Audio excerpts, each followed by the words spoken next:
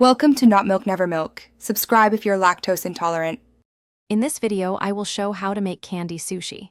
First, gather your ingredients. You'll need Rice Krispies treats, Swedish fish, and various fruit roll-ups. Make sure your workspace is clean and all wrappers are off. Having everything ready makes the process smooth and enjoyable. This easy method is perfect for a fun, edible craft that everyone will love. Let's get started with our sweet adventure. Now, let's create the rice base for our sushi. Take your Rice Krispies treats and press them firmly into a rectangular shape, about 1 inch thick. Then, use a knife to cut them into uniform, bite-sized pieces.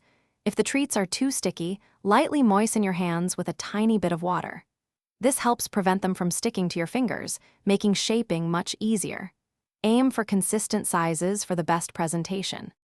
Next, it's time to add the delicious fish and nori. Carefully place a Swedish fish or another gummy candy on top of each Rice Krispies piece.